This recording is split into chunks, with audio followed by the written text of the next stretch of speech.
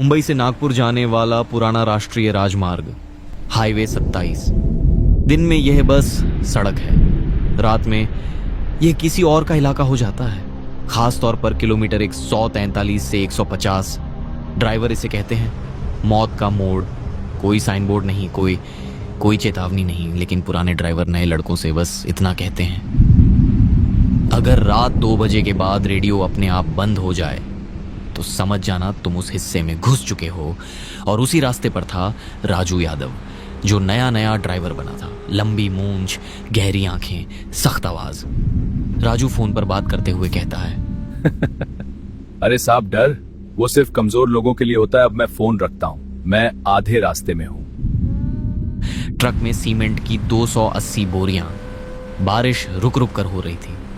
सड़क गीली, आसमान काला, दूर दूर बिजली चमक रही थी। राजू ने घड़ी देखी और कहा 2 बजे से पहले ये इलाका पार कर लूंगा। उसने घबराहट छुपाने के लिए एक्सीलेटर थोड़ा और दबा दिया। स्पीड बढ़ी तो जैसे उसे लगा कि डर पीछे छूट जाएगा। फिर उसने हाथ बढ़ाकर रेडियो का नॉब घुमाया और रेडियो चालू कर रेडियो पर पुराना गाना चल रहा था। जिंदगी एक सफर है सुहाना। फिर अचानक आवाज खड़खड़ाई, गाना टूट गया और रेडियो बंद, पूरी तरह शांत। राजू ने नॉब घुमाया, कुछ नहीं। उसने हल्की गाली दी। इसकी तो इसे भी अभी बंद होना था। लेकिन उसी वक्त उसे एहसास हुआ, सड़क की आवाज भी बदल गई थी। टायर गीले डामर पर नहीं, जैसे किसी मुलायम चीज पर चल रहे हों। और वहां सड़क किनारे एक आकृति खड़ी थी।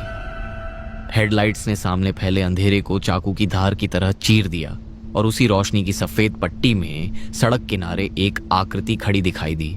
लाल साड़ी, बाल चेहरे पर, हाथ उठाया हुआ जैसे लिफ्ट मांग रही हो।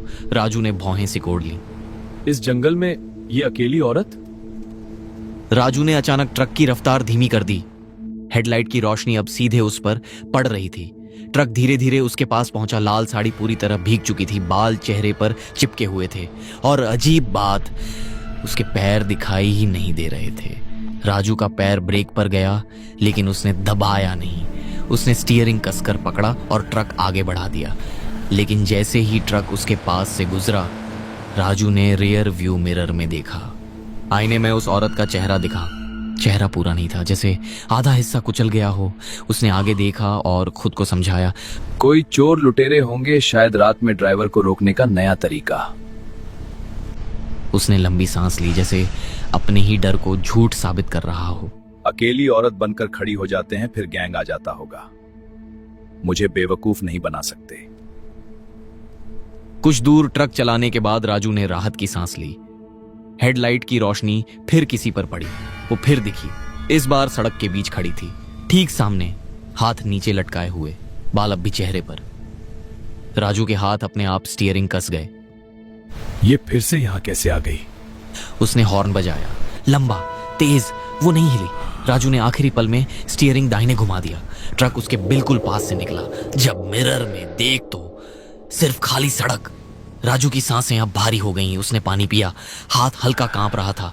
तभी उसे लगा कोई उसके बगल में बैठा है, जैसे सीट हल्की सी दब गई हो।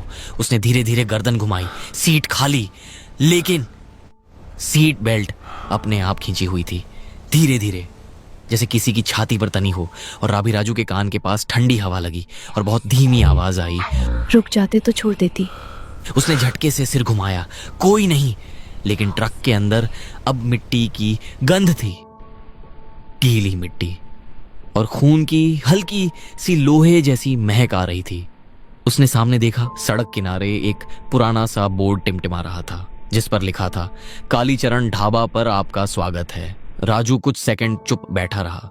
दिल अब भी तेज धड़क रहा था। उसने गहरी सांस ली और कहा, बस यही रुकता हूँ, पानी पी लूंगा, दिमाग ठीक हो जाएगा।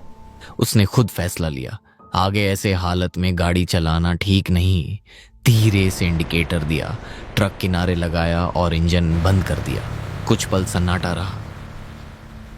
फिर उसने दरवाजा खोला और नीचे उतर गया और ढाबे के सामने खड़ा हो गया।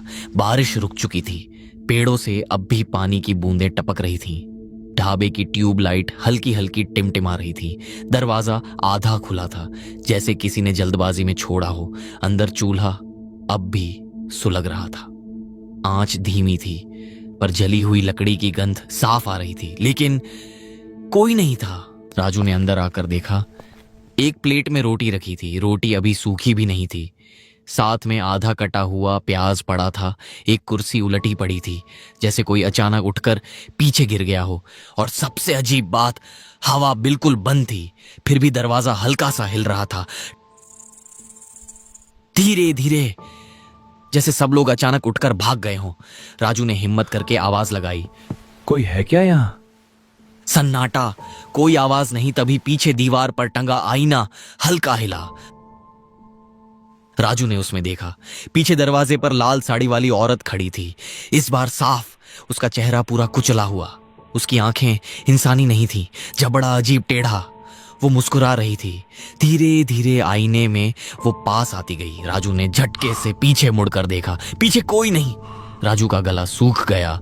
वो कुछ सेकंड हिल ही नहीं पाया। उसने फिर आईने में देखा, अब वो बिल्कुल उसके पीछे खड़ी थी, इतनी पास कि उसकी ठंडी सांस उसके कान पर महसूस हुई। और उसने फुसफुसाया,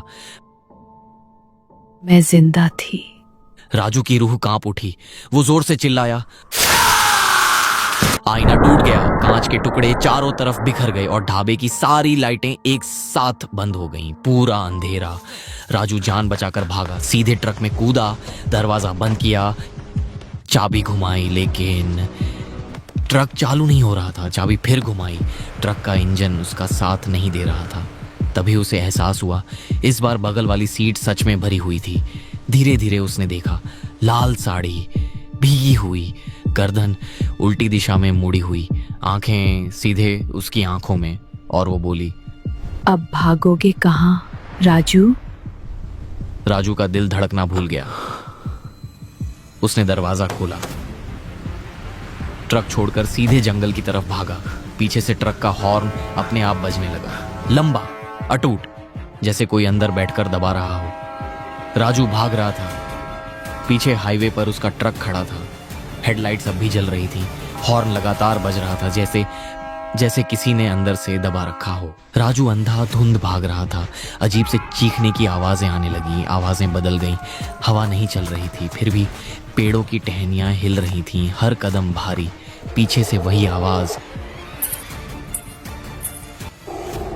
वो मुड़कर देखने की हिम्मत नहीं कर पाया। रास्ता जो सीधा नहीं था, उसे लगा वो सीधा भाग रहा है, लेकिन कुछ मिनट बाद वो उसी जगह खड़ा था।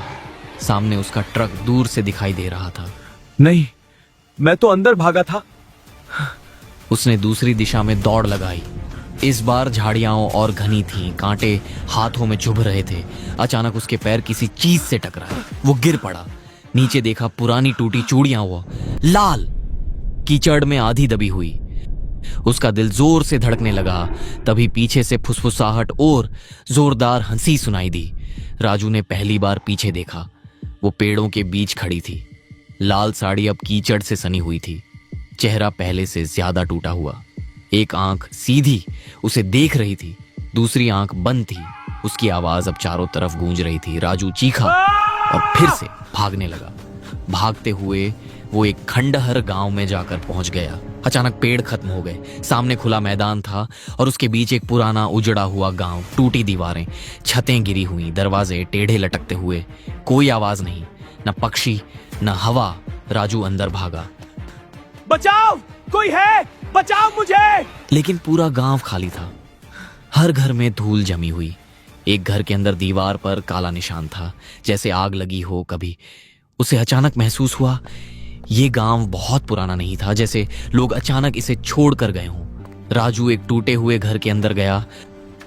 उसे दीवार पर अखबार का फटा टुकड़ा चिपका मिला।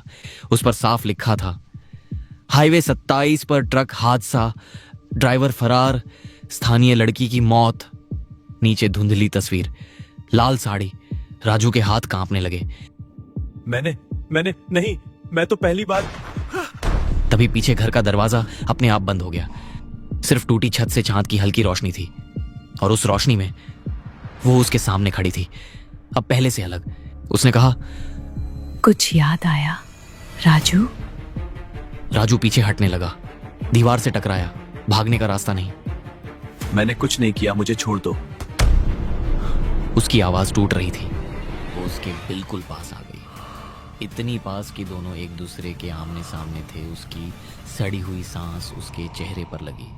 मैंने भी कुछ नहीं किया था, फिर तेरा ट्रक मेरे ऊपर से क्यों गुजरा? माफ कर दो, मेरी गलती थी, मुझे रुकना चाहिए था। वो जोर से मुस्कुराई और कहा, मुझे भी माफ कर दो। माफी मौत को वापस नहीं लाती। उसने अपना हाथ उठाया। हाथ असामान्य रूप से लंबा होता गया। उसकी उंगलियां नुकीली। धीरे धीरे उसने राजू की गर्दन पकड़ ली। राजू ने हाथ पैर मारे, लेकिन उसकी पकड़ लोहे जैसी थी। उसकी आंखें सीधी राजू की आंखों में थीं और उसने फुसफुसाया। अचानक पूरा गांव कांपने लगा। दीवारें गिरने लगीं, छत टूट गई। राजू की चीख जंगल में गूंज गई और फिर सब शांत। अगली सुबह हाईवे 27 पर राजू का ट्रक खाई के पास खड़ा मिला। इंजन बंद, ड्राइवर गायब। कुछ ग्रामीणों ने बताया, जंगल के अंदर पुराने खंडहर गांव में एक लाश मिली। गर्दन टूटी हुई, आंखें खुली, चेहरे पर डर जमे हुए और उसके पास कीचड़ में लाल चूड़ियों के टुकड़े पड़े थे। गांव वालों ने कहा, वो गांव तो सालों पहले उजड़ चुका है, वहां कोई नहीं रहता। लेकिन उस रात किसी ने दूर से देखा था। खंडहर के बीच एक लाल साड़ी हवा में लहराई और फिर अंधेरे में गायब हो गई। कहते हैं आज भी कोई ट्रक ड्राइवर किसी को कुचलता है तो उसका हाल भी राजू जैसा होता है। लेकिन कहानी यहीं खत्म नहीं होती। असल में कहानी तो अभी शुरू हुई है। आखिर वो लाल साड़ी वाली औरत कौन थी और वो उजड़ा हुआ गांव अचानक खंडहर क्यों बन गया? सबसे बड़ा सवाल, राजू को उसने क्यों मारा? जबकि राजू तो नया ड्राइवर था, वो तो पहली बार उस रास्ते पर आया था। फिर उसे राजू का नाम कैसे पता था? और अगर राजू पहली बार उस रास्ते पर आया था तो उस पुराने अखबार में उसके ट्रक की खबर कैसे छपी थी? सच क्या है? ये जानने के लिए तैयार रहिए कहानी के अगले भाग के लिए।